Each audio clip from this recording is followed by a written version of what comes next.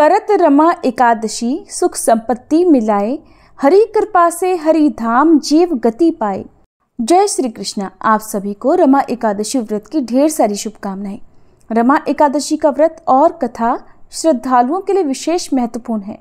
माना जाता है कि इस दिन के व्रत को विधि पूर्वक रखने से व्यक्ति के सभी पापों का नाश होता है और उनके घर में सुख समृद्धि का भंडार भरता है। उनके घर में माँ लक्ष्मी जी का स्थायी वास होता है और ऐसे भक्तों को अंत में विष्णु लोक की प्राप्ति होती है। इस दिन भगवान विष्णु और माता लक्ष्मी जी की पूजा करने से भक्तों के सभी कष्टों का अंत होता है, भक्तों को अपार सुख की प्राप्ति होती है। और ये व्रत खास तौर पर उन सभी भक्तों के लिए महत्वपूर्ण है जो जीवन के कठिन समय में भगवान की शरण में आकर उनके आशीर्वाद की आकांक्षा रखते हैं। आइए प्रिय श्रोताओं, हम सब मिलकर भगवान श्री लक्ष्मी नारायण का माता लक्ष्मी जी का ध्यान करते हुए रमा एकादशी की इस पवित्र कथा का श्रवण करें और भगवान विष्णु तथा माता लक्ष्मी जी के दिव्य आशीर्वाद से अपने जीवन को साकार करें। प्रेम से बोलिए श्री लक्ष्मी नारायण भगवान की जय, माता लक्ष्मी जी की जय।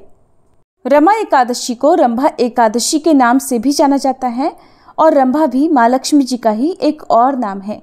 रमा एकादशी का व्रत करने से समस्त पाप नष्ट हो जाते हैं। एकादशी की कथा सुनने मात्र से वाजपेयी यज्ञ का फल मिलता है, जो फल सूर्य और चंद्र ग्रहण पर कुरुक्षेत्र और काशी में स्नान करने से, दान करने से मिलता है, वह फल भगवान विष्णु के आज के पूजन करने से सहज ही प्राप्त हो जाता है। संसार रूपी भंवर में फंसे हुए मनुष्यों के लिए इस एकादशी का व्रत और भगवान विष्णु का पूजन अत्यंत आवश्यक है।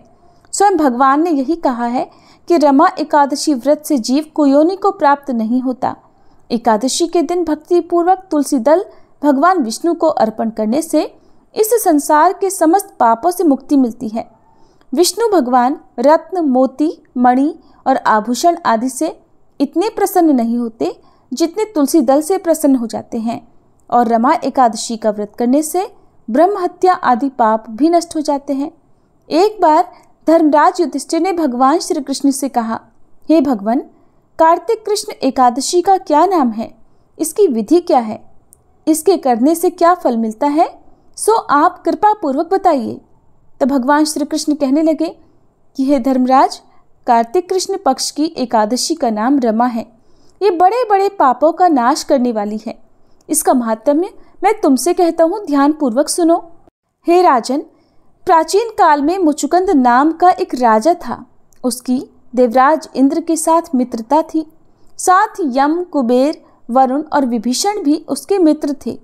वह राजा बड़ा धर्मात्मा, विष्णु भक्त और न्याय के साथ राज्य करता था। उस राजा की एक कन्या थी जिसका नाम चंद्रभागा था। उस कन्या का विवाह चंद्रसेन के पुत्र शोभन के साथ हुआ। एक समय वह शोभन ससुराल आया। उन्हीं दिनों जल्दी ही पुण्यदायिनी एकादशी अर्थात रमा एकादशी भी आने वाली थी। जब व्रत का दिन समीप आ गया तो चंद्रभागा के मन में अत्यंत सोच उत्पन्न हुआ कि मेरे पति तो अत्यंत दुर्बल हैं और मेरे पिता की आज्ञा अति कठोर है। दशमी को राजा ने ढोल बजवाकर सारे राज्य में ये घोषणा करवा दी कि एकादशी को भोजन नहीं करना चाहिए। ढोल की घोषणा सुनते ही शोभन को बड़ी चिंता हुई। उसने अपनी पत्नी से कहा कि हे प्रिय, अब मुझे क्या करना चाहिए, क्योंकि मैं तो किसी भी प्रकार भूख प्यास सहन नहीं कर सकूंगा। ऐसा उपाय बतलाओ कि जिससे मेरे प्राण बच सके, नहीं तो मेरे प्राण तो अवश्य ही चले जाएंगे। तब चंद्रभागा कहने लगी, हे स्वामी, मेरे पिता के राज्य में एकादशी के दिन कोई भी भोजन नहीं करता। यहाँ तक कि हाथी, घोड़े, बिल्ली, गऊ आदि भी तृण, अन्न, जल आदि ग्रहण नहीं कर सकते। फिर मनुष्य का तो कहना ही क्या है। यदि आप भोजन करना ही चाहते हैं तो किसी दूसरे स्थान पर चले जाइए, क्योंकि यदि आप यहीं पर रहना चाहते हैं तो आपको तो व्रत अवश्य ही करना पड़ेगा। पत्नी की बात सुनकर शोभन कहने लगा, हे प्रिय, तब तो मैं ये व्रत अवश्य करूंगा, फिर मेरे भाग्य में जो होगा वो देखा जाएगा। मन में ऐसा विचार कर शोभन ने एकादशी का व्रत रख लिया और वह भूख और प्यास से अत्यंत पीड़ित होने लगा। जब सूर्य नारायण अस्त हो गए और रात्रि को जागरण का समय आया, जो कि वैष्णवों को अत्यंत हर्ष देने वाला था, परंतु शोभन के लिए वह समय अत्यंत दुखदायी हुआ। और प्रातःकाल होते होते शोभन के प्राण निकल गए।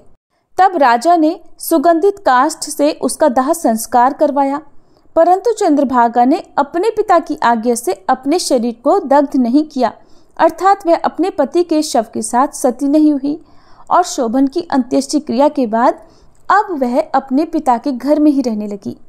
रमा एकादशी के प्रभाव से शोभन को मंद्राचल पर्वत पर धन धान्य से युक्त तथा शत्रुओं से रहित एक सुंदर देवपुर प्राप्त हुआ।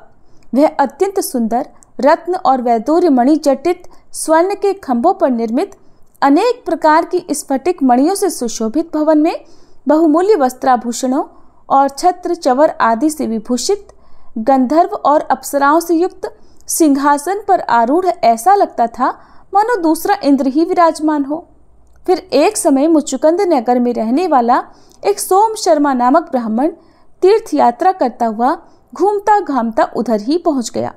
फिर उसने शोभन को पहचान कर कि ये तो राजा का दामाद है, उसके निकट गया।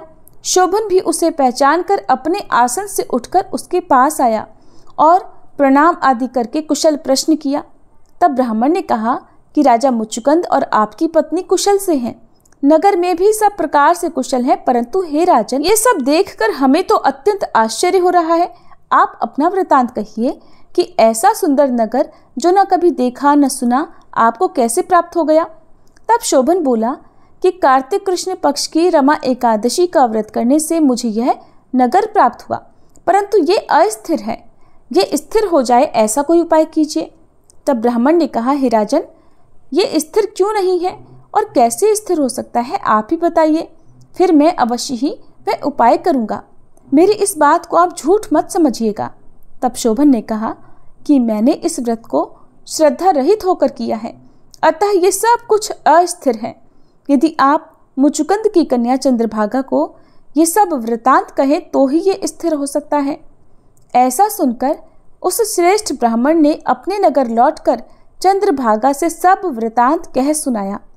ब्राह्मण के वचन सुनकर चंद्रभागा बड़ी प्रसन्नता से ब्राह्मण से कहने लगी कि हे ब्राह्मण, ये सब बातें आपने प्रत्यक्ष देखी हैं या फिर स्वप्न की बातें कर रहे हैं। ब्राह्मण ने कहा, पुत्री, मैंने महावन में तुम्हारे पति को प्रत्यक्ष देखा है, साथ ही किसी से विजय ना हो ऐसा देवताओं के नगर के समान उसका नगर भी देखा गया है। उन्होंने ये भी कहा है कि ये स्थिर नहीं है, जिस प्रकार वह स्थिर रह सके सो उपाय करना चाहिए। तब चंद्रभागा कहने लगी, हे विप्र, आप मुझे वहां ले चलिए, मुझे पतिदेव के दर्शन की तीव्र इच्छा है। मैं अपने किए हुए पुण्य से उस नगर को स्थिर बना दूंगी। आप ऐसा कार्य कीजिए जिससे उनका हमारा संयोग हो सके, क्योंकि वियोगी को मिला देना महान पुण्य है। सोम शर्मा यह बात सुनकर चंद्रभागा को लेकर मंद्राचल पर्वत के समीप वामदेव ऋषि के आश्रम पर गया। वामदेव जी ने सारी बात सुनकर वेद मंत्रों के उच्चारण से चंद्रभागा का अभिषेक कर दिया। तब ऋषि के मंत्र के प्रभाव और एकादशी के व्रत से चंद्रभागा का शरीर दिव्य हो गया और वह दिव्य गति को प्राप्त हुई। इसके बाद बड़ी प्रसन्नता के साथ अपने पति के निकट गई।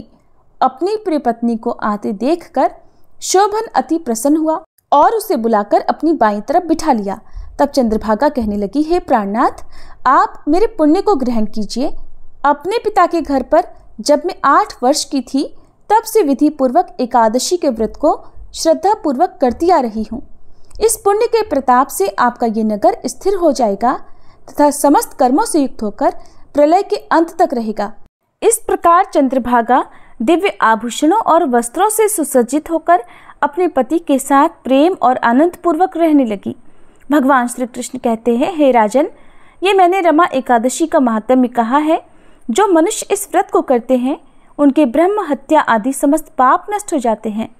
कृष्ण और शुक्ल पक्ष दोनों की एकादशियां समान हैं, इनमें कोई भेदभाव नहीं है। दोनों ही एकादशी व्रत समान फल प्रदान करते हैं। जो मनुष्य इस महात्म्य को श्रद्धापूर्वक पढ़ते अथवा सुनते हैं वे भी समस्त पापों से छूटकर अंत में विष्णु लोक को प्राप्त होते हैं। हरे कृष्णा। एकादशी की कथा समाप्त हुई। अब सुनिए एकादशी माता की आरती। ओम जय एकादशी माता, मैया जय एकादशी माता, विष्णु पूजा व्रत को धारण कर शक्ति मुक्ति पाता। ओम जय एकादशी माता। तेरे नाम गिनाऊं देवी भक्ति प्रदान करनी, गण गौरव की देनी माता शास्त्रों में वरनी। ओम जय एकादशी माता। मार्गशीर्ष के कृष्ण पक्ष की उत्पन्ना विश्वतारिणी जन्मी, शुक्ल पक्ष में हुई मोक्षदा मुक्तिदाता बन आई। जय एकादशी माता। पौष के कृष्ण पक्ष की सफला नामक है, शुक्ल पक्ष में होए पुत्रदा आनंद अधिक रहे। ओम जय एकादशी माता। नाम षट तिला माघ मास में कृष्ण पक्ष आवे, शुक्ल पक्ष में जया कहावे विजय सदा पावे। जय एकादशी माता। विजया फागुन कृष्ण पक्ष में शुक्ला आमल की, पाप मोचनी कृष्ण पक्ष में चैत्र महाबली की। ओम जय एकादशी माता। चैत्र शुक्ल में नाम कामदा धन देने वाली, नाम बरूथनी कृष्ण पक्ष में वैशाख महावाली। ओम जय एकादशी माता। शुक्ल पक्ष में होए मोहनी अपराजेष्ठ कृष्ण पक्षी, नाम निर्जला सब सुख करनी शुक्ल पक्ष रखी। जय एकादशी माता। योगिनी नाम आषाढ़ में जानो कृष्ण पक्ष करनी, देव शयनी नाम कहायो शुक्ल पक्ष धरनी। जय एकादशी माता। कामिका श्रावण मास में आवे कृष्ण पक्ष कहिए, श्रावण शुक्ला होए पवित्रा आनंद से रहिए। जय एकादशी माता। अजा भाद्रपद कृष्ण पक्ष की परिवर्तनी शुक्ला, इंद्रा आश्विन कृष्ण पक्ष में वृत से भव सागर निकला। जय एकादशी माता। पापांकुश है शुक्ल पक्ष में आप हरनहारी, रमा कार्तिक में आवे सुखदायक भारी। ओम जय एकादशी माता। देवोत्थानी शुक्ल पक्ष की दुख नाशक मैया, पावन मास में करो विनती पार करो नैया। ओम जय एकादशी माता। परमा कृष्ण पक्ष में होती जन मंगल करनी, शुक्ल पक्ष में होए पद्मनी दुख दारिद्र हरनी। ओम जय एकादशी माता। जो कोई आरती एकादशी की भक्ति सहित गावे, जन गुर्दिता स्वर्ग का वासा निश्चय वह पावे। ओम जय एकादशी माता।